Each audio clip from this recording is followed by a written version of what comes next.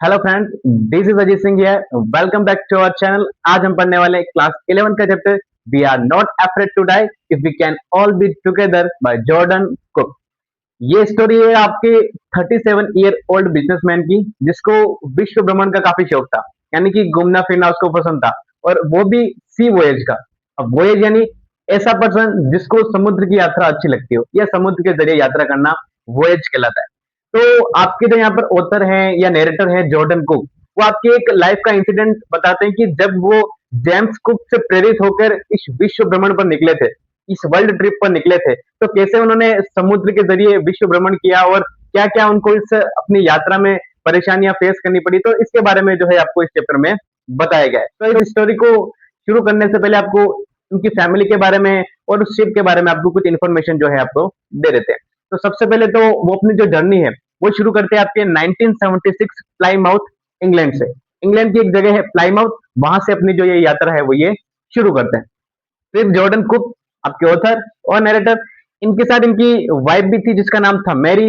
इनका एक सन था 6 ईयर ओल्ड, उसका नाम था जोनाथन। और उनकी एक डॉटर थी उनके साथ में जिसका नाम था आपके सुजैन, जो कि 7 ईयर ओल्ड थी। अब ये तो थी उनकी फैमिली। अब इनके शिप के बारे में जान लेते हैं। शिप का नाम था बेसिकली आपकी वेव वोकर, जो 23 मीटर लॉन्ग थी, वुडन हल्क से बनी हुई थी और पूरी तरीके से आपकी इस यात्रा के लिए एकदम तैयार थी। तो इतनी बड़ी ये यात्रा पे जा रहे हैं और इतनी लंबी ये यात्रा होने वाली है, तो इनकी जो शिप होगी या जो इस शिप में ये जाएंगे, तो वो पूरी तरीके से इन्होंने अपनी तैयारी एकदम जुटा ली थी कि हाँ, ये एकदम परफेक्ट है इस यात्रा के लिए। अब आपके जॉर्डन कुक बताते हैं कि आपकी जब वो अफ्रीका से केप टाउन के लिए जा रहे थे, तब उनके जो फर्स्ट फेज था उनकी यात्रा का वो एकदम बढ़िया जा रहा था। लेकिन उसके बाद केप टाउन से उन्होंने दो क्रूमैन हायर किए। अब क्रूमैन जो उन ऑथर को अपनी इस यात्रा में हेल्प करने वाले, इन दोनों क्रूमैन का आपको नाम ध्यान में रखना है, जिसका नाम था आपके लेरी और एक का नाम था आपके सिजलर। ये क्रूमैन थे जो आपके ऑथर के हेल्प करने वाले थे इस जर्नी में। अब ऑथर अपनी जर्नी को कंटिन्यू करते हैं और बताते हैं कि जब वो केप टाउन से आगे बढ़े तो देखते हैं कि जब क्रिसमस तक का जो समय था वो उनके लिए लगभग ठीक था, यानी कि कोई ज्यादा उनको परेशानी का सामना इतना करना नहीं पड़ा था। लेकिन जैसे वो देखते हैं कि क्रिसमस के आसपास जो वेव्स का साइज था वो थोड़ा थोड़ा बढ़ रहा था और जो परेशानियां हैं वो भी कुछ कुछ बढ़ने लग गई थी। लेकिन वो बताते हैं कि उन्होंने क्रिसमस जो है वो ठीक तरीके से सेलिब्रेट कर लिया था। फिर वो अपनी जर्नी को कंटिन्यू करते हैं आगे और वो बताते हैं कि 2 जनवरी को जो वेव्स है उसकी साइज एकदम से बड़ी होने लग गई थी। अब उन्होंने जो है इस वेव्स की साइज को बढ़ाते हैं कि कुछ प्रिवेंटिव मेजर्स जो होते हैं, कुछ जो अपने बचने के तरीके होते हैं, उसको जो है वो अपनाना शुरू कर दिया था। क्या क्या तरीके अपनाए? तो उन्होंने लाइफ लाइन जो होती है उसको अटैच करना शुरू कर दिया था, लाइफ जैकेट्स पहनना उन्होंने शुरू कर दिया था, और जो सारी चीजें वो अपने बचने के लिए कर सकते थे वो सारी उन्होंने कर दी थी। उनके वाइफ बच्चे सारे जो है उन बड़ी प्रॉब्लम को फेस करने के लिए एकदम रेडी थे। लेकिन अराउंड 6 PM वो देखते हैं कि वेव्स का जो साइज है वो एकदम बड़ा हो चुका है, और ऑथर देखते हैं कि एक बड़ा सा क्लाउड जो है उनकी तरफ आ रहा है, जिससे वो वेव को जो है वो पूरी तरीके से कवर्ड हो चुकी है। लेकिन जैसे वो आगे जाते हैं वो देखते हैं कि ये क्लाउड ना होकर के एक बहुत बड़ी जाइगेंटिक वेव है, जिसने पूरी तरीके से आपकी जो वेव वॉकर होती है उसको डैमेज कर दिया था, क्योंकि उसने वेव में इतनी पावर थी और इतना उसमें वाटर था कि उसके रश से जो आपके वेव और जिसके और उसके रश से वो वेव वॉकर जो होती है पूरी तरीके से आपके डैमेज हो चुकी होती है। इससे आपके ऑथर को भी खूब सारी इंजरीज होती है, उसके टीथ में ब्लडिंग हो जाती है, उसके दांत टूट जाते हैं, उसके जो है रिब्स और हड्डियां जो है वो ऐसा लग रहा था किसी ने उसको मार मार के जो है वो तोड़ दिया होता है। तो वो देखते हैं कि वेव वॉकर जो होती है उस वेव के हिट से पूरी तरीके से एकदम 90 डिग्री परपेंडिकुलर हो जाती है, यानी कि जैसे कहीं स्लोप होता है वैसे हो चुकी होती है। अब ऑथर देखते हैं कि यहाँ से उन्हें कोई चमत्कार ही जो है वो बचा सकता है। वो देखते हैं कि पीछे से एक ऐसी एक और वेव्स आती है और जिसने उस वेव को पूरी तरीके से बैलेंस कर दिया था, यानी कि जो ये सेकंड वेव्स आई थी ये उनके लिए एकदम लकी साबित हुई थी। अब जैसे ही आपके ऑथर बाहर निकलते हैं वो देखते हैं कि क्या क्या वो है कर सकते हैं इस चीज को बचाने के लिए और अपनी फैमिली को बचाने के लिए, क्योंकि सारी चीजें जो है तहस नहस हो चुकी थी और पूरी तरीके से आपकी जो वेव वॉकर है वो डैमेज हो चुकी थी। अब वो उस व्हील्स के पास जाते हैं जिससे उस शिप को कंट्रोल किया जा सकता है। वहां पर वो जाते हैं और वो देखते हैं कि वो पूरी तरीके से आउट ऑफ कंट्रोल हो चुका है। अब जाते हैं वो देखते हैं उसको कंट्रोल करते हैं। अब वो सोचते हैं कि अगर मुझे बाहर जाके देखना है कि क्या-क्या चीजें जो है वो गड़बड़ा चुकी है या क्या-क्या चीजें मैं अच्छी कर सकता हूँ। इसके लिए उस व्हील्स के पास किसी न किसी पर्सन का रुकना ज़रूरी है। तभी उनकी वाइफ मैरी आती है और मैरी कहती है कि वेव वॉकर में खूब सारा पानी भर चुका है और शायद अब जो है हम डूबने वाले हैं। तो ऑथर कहते हैं कि चिंता मत करो, तुम यहाँ पर इस व्हील को संभालो, मैं जाकर बाहर देखते हैं। जब ऑथर आपके बाहर जाते हैं तो देखते हैं कि क्रूमैन पागलों की तरह पानी जो है वो बाहर पंप आउट कर रहे थे, क्योंकि पूरे वेव वॉकर के अंदर इतना पानी भर गया था कि अब उसको पानी को बाहर निकालना जरूरी था। लेकिन जो होल्स होते हैं वेव वॉकर के, जहां से पानी को बाहर निकलना होता है, अब उस वेव वॉकर को इतना हिट किया था कि सारा का सामान जो होता है वो तहस नहस हो चुका होता है, और इवन जो होल्स होते हैं वो पूरी तरीके से आपके ब्लॉक हो चुके होते हैं।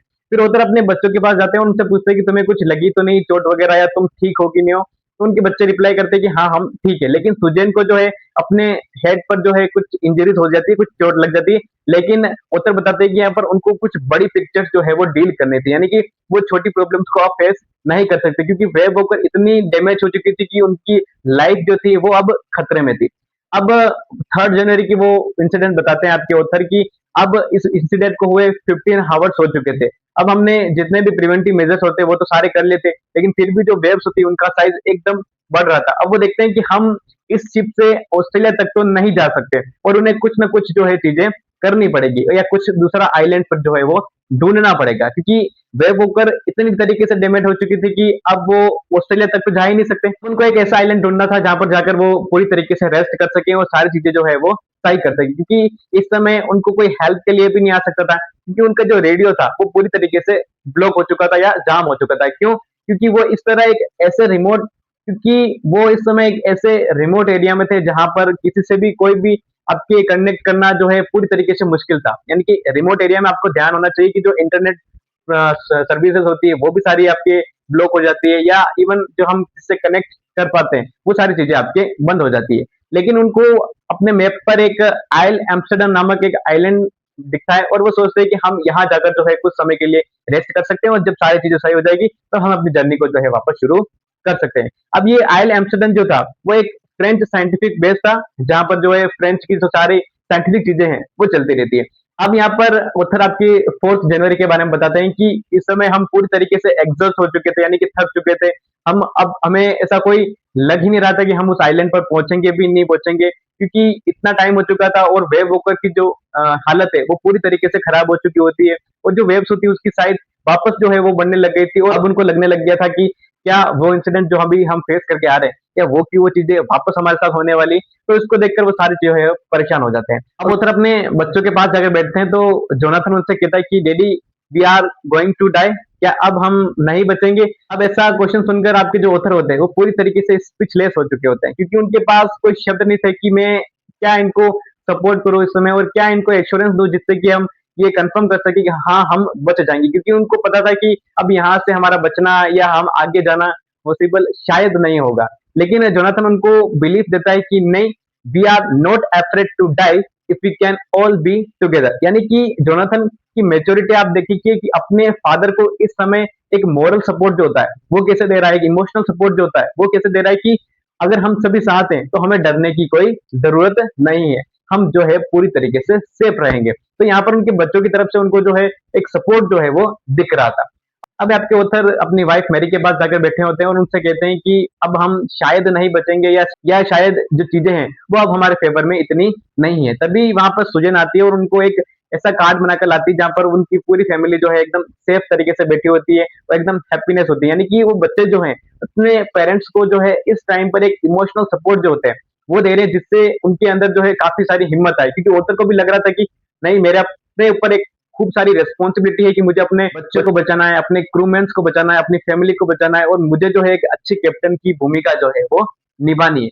तब वो सब जो है उस व्हील्स को कनेक्ट करके जो है सो जाते, देखते हैं कि अगर हम लकी होंगे तो शाम तक जो है इस आइलैंड पर पहुंच जाएंगे। इस सभी 4 चीजों से वो परेशान हो चुके होते हैं, और उनको काफी भूख भी लग रही थी, और खाने का उनके पास ज्यादा कुछ नहीं था। लेकिन मेरी जो है उनके लिए कुछ बिस्किट, क्रैकर्स और कुछ कॉर्न बीफ लाती है, जिसको कुछ वो खाकर जो है वो रेस्ट करने चले जाते हैं। फिर वो देखते हैं कि जब सुबह आपके उठते हैं उससे पहले वो देखते हैं कि उनके बच्चे वहां पर खड़े होते हैं, और बच्चे उनसे कहते हैं कि क्या डैडी हम आपको हग कर सकते हैं, हम आपको गले लगा सकते हैं।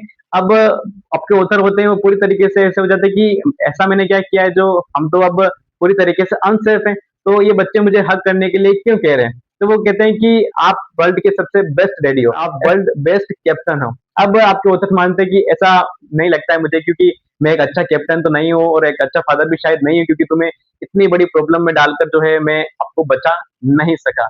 लेकिन ऑथर के बच्चे बताते हैं कि आप जो है हमें तो इस आइलैंड पर लेके आ चुके हैं, तो इसलिए आप जो है सबसे बेस्ट फादर हैं। तो ऑथर जैसे ही जाके बाहर देखते हैं कि वो आइलैंड पर पहुंच चुके हैं, तो काफी ज्यादा खुश हो जाते हैं। उनकी खुशी का कोई ठिकाना नहीं होता है, क्योंकि उन्हें ऐसा लग ही नहीं रहा था कि वो क्या पहुंचेंगे, क्योंकि एकदम वो तो अनसर्टेन हो चुके थे, क्योंकि उनका पहुंचना एकदम से नामुमकिन सा हो चुका था।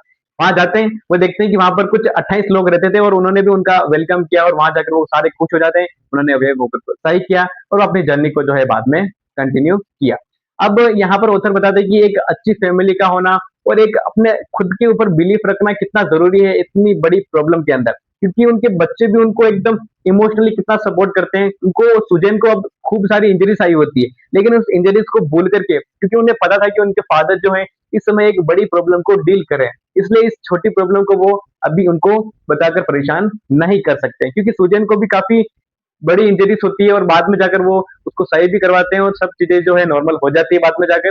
लेकिन यहाँ पर उत्तर बताते हैं कि एक खुद के ऊपर बिलीफ हमें हमेशा होना चाहिए और आपको भी आपके ऊपर काफी बिलीफ रखना है, क्योंकि कभी कभी होगा कि आपके साथ चीजें जो है आपके अनुसार नहीं होगी और आपको अपने ऊपर बिलीफ रखना है और आपको एकदम बढ़िया तरीके से तैयारी करनी है। तो वीडियो अच्छा लगा होगा तो चैनल को सब्सक्राइब करना ना भूलें, क्योंकि आपका एक टच हमारे पूरे दिन की मेहनत को शो करता है। वीडियो को लाइक सब्सक्राइब जरूर करें। Thank you. So until to the next video, keep practicing, keep learning. Thank you.